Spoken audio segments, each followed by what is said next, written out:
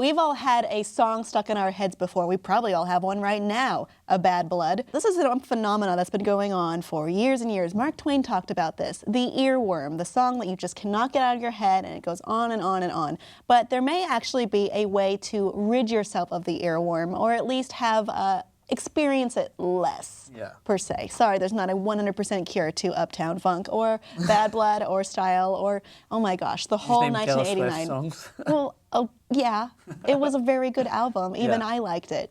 Do you have a song stuck in your head at the moment? Do you know what was weird? I was going to say this. You know your Kim Possible ringtone? Did it? I remember I was singing it the other day in the studio because your phone went off and that was just stuck in my head. Do you know it's the not whole a bad song? thing. Yeah, I remember it. You can't stop me because I'm Kim Possible. But I just remember the part where, especially your ringtone, did it. And that's all that was in my head. And I think I actually started to create my own song using that beat.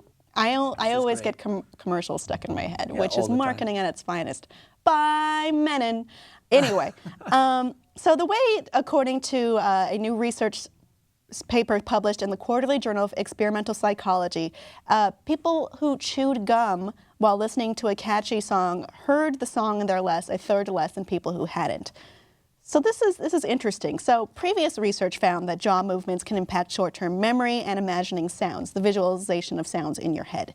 And there's a growing body of evidence around earworms and studies that found that practically any song could become an earworm, gets lodged into our heads, and it tends to be kind of an individual experience. So maybe you have Kim Possible stuck in your head.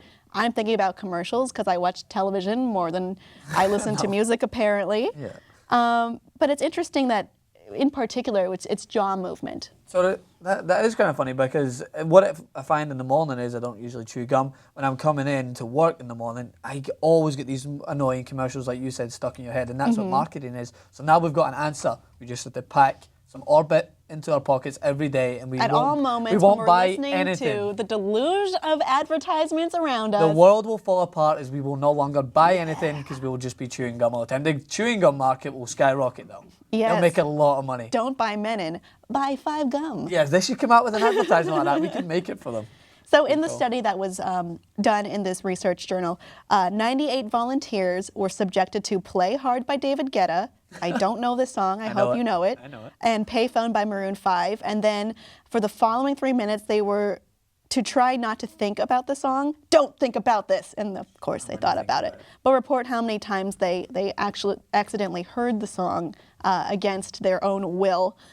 Those who chewed the gum were less affected by those who weren't given any activity. And then those who were asked to tap their fingers during the 3 minutes after hearing a song. So this particular movement was more effective than just any movement and then control no movement. That's interesting. I am definitely astounded, but I was ready to sing a rendition of Payphone to you by Maroon 5, but then I realized no, it was way too high for me. I don't know the rest of it. I just know the Payphone part of it. And that's another thing. Does it make you not remember the words as much? Because you always remember just the beat, but then you make up your own words anyway. Oh, I do it all the time. Most of the time I do. I do it mostly because I don't hear the words properly. You just hear the beat. Yeah, and then I'll just make up my own thing, and people will be like, that's not what it is, you're not cool. And is that what you were singing the other day? What was I singing? I think you were just singing something, but you were making up your own words to it. That was good. I sing a lot of show tunes. Okay. So that's possible. All right, nice. It's very possible.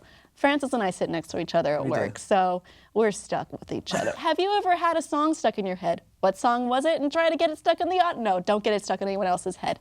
But in the future, you could definitely try to chew gum when you're listening to catchy music. See, it's hard to time it together because part of what makes things catchy is your individualized response to it and how you're accepting it and receiving it. And, this probably won't work. But try and chew some gum or something, huh? Let us know what you think of this research below in the comments, and please be sure to subscribe for more.